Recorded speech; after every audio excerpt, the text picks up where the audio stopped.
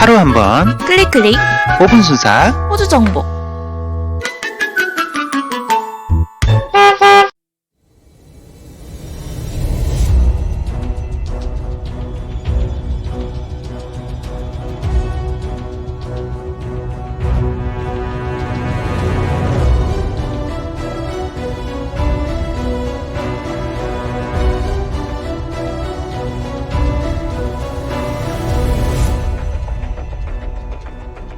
오늘은 호주 해안선을 탐험하고 도표화한 최초의 영국인이자 호주의 자연 풍경과 동식물에 대한 과학적 연구를 수행한 최초의 유럽인인 윌리엄 댐피어에 대해 이야기해보도록 하겠습니다. 윌리엄 댐피어는 1651년 영국 서머셋의 한 마을에서 소작농으로 태어납니다. 그는 17세에 바다로 갔고 1669년 뉴펀들랜드와 1670년 자바로 두 번의 상선 항해를 경험한 후 영국 해군에 입대하여 1673년 제3차 영국 네덜란드 전쟁에 참여하기도 합니다.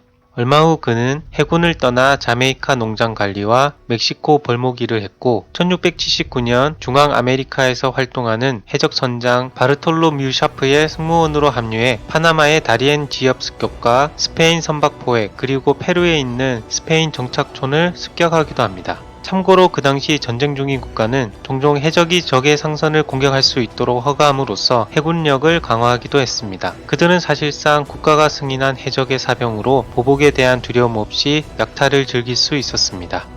댐피어는 중앙아메리카에서 수년간 해적선의 승무원으로 참여한 후 1685년 민간 선박 시그넷에 합류하게 됩니다. 그는 취약한 선박을 찾기 위해 태평양을 항해했고 괌이나 필리핀의 민다나오까지 이동하여 약탈을 하기도 합니다. 그 이후 콘손섬, 중국해, 말루쿠 제도를 거쳐간 후 1688년 1월 호주 북서쪽 해안 중 하나인 킹사운드에 정박하게 됩니다. 그렇게 그들은 호주 본토에 발을 디딘 최초의 영국인이 됩니다.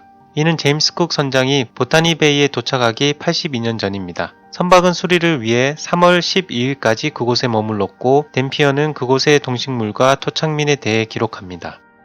댐피어는 1691년 영국으로 돌아옵니다. 그의 활발한 글쓰기 스타일과 관찰 능력을 바탕으로 1697년 발간된 그의 저서 세계 일주의 새로운 항해는 그 당시 큰 인기를 끌게 됩니다. 그의 글은 널리 번역이 되었고 여행을 다루는 글이 인기 있는 장르가 되는데 이바지를 하게 되었습니다. 결국 왕립학회와 해군성에 관심도 받게 됩니다. 1699년 해군성은 댐피어의 지휘하에 영국 최초의 과학 원정대를 포함한 영국 해군의 5급 군함인 로벅을 호주로 보내 미지의 동부 해안을 탐험하고 도표를 만들 것을 의뢰합니다.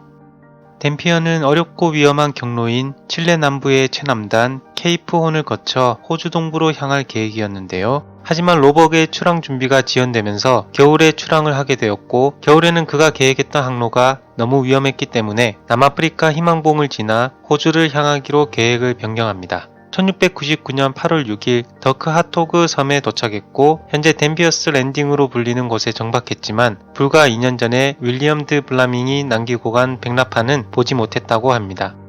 댐피어는 섬과 주변 바다를 탐험하고 현재의 샤크베이에 있는 버니어 섬과 도레섬 그리고 당시에는 섬으로 생각했던 페론 반도의 북쪽을 탐험합니다. 댐피어는 이 지역 야생동물을 관찰하고 많은 상어가 서식하는 것을 알고 샤크베이 지역 이름을 만듭니다. 그는 또한 최초의 호주 식물 수집품을 만들었고 그의 이름을 따서 만들어진 담피에라를 포함한 그의 컬렉션은 현재 옥스포드 대학에 보존되어 있습니다.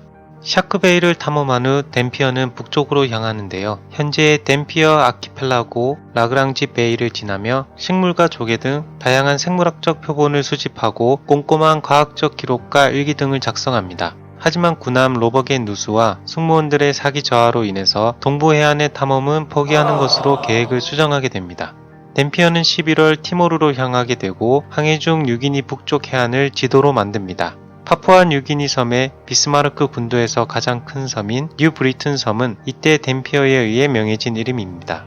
영국으로 돌아가던 로벅은 결국 누수로 인해서 대서양의 어세션 아일랜드에서 침몰하게 됩니다. 다행히 탑승한 모든 사람들은 살아남았고 댐피어의 메모와 일기 및 일부 표본 등은 침몰 직전에 구할 수 있었습니다. 다른 영국 선박에 의해 구조되어 1701년 8월 영국으로 돌아온 그는 1703년과 1709년 두 번에 걸쳐 뉴 홀란드로의 항해라는 항해 기록을 출판합니다. 그리고 그가 모은 식물 컬렉션을 왕립학회에 기증합니다. 그 이후 댐피어의 생애는 이전의 삶과 다르지 않았습니다. 1701년 발발한 스페인 계승전쟁에서 1703년 해적선 센조지의 사령관으로 참여해서 패배하기도 하고 그 이후 세계 일주를 하며 약탈을 하기도 합니다. 그는 그의 인생에서 3번의 세계 일주를 했고 이는 3번의 세계 일주를 한 최초의 사람으로 기록됩니다. 1715년 3월 심각한 부채를 지고 런던에서 사망하게 됩니다. 그의 저서는 제임스 쿡과 매튜 플린더스 등 미래의 호주를 항해하게 되는 선장들의 관심을 받게 됩니다. 오늘은 호주를 최초로 탐험한 영국인 댐피어의 이야기를 알려드렸는데요. 호주 탐험에 대한 그의 공헌은 미미하다고 할 수 있겠지만 호주 대륙의 지형과 생물학에 대한 섬세한 연구를 한 최초의 유럽인이라는 점은 호주 역사에서 의미 있는 한 부분을 차지하고 있다고 생각합니다. 하루 5분으로 호주를 알아간다. 5분 순삭 호주 정보. 오늘은 여기까지입니다. 감사합니다. 좋은 하루 되세요.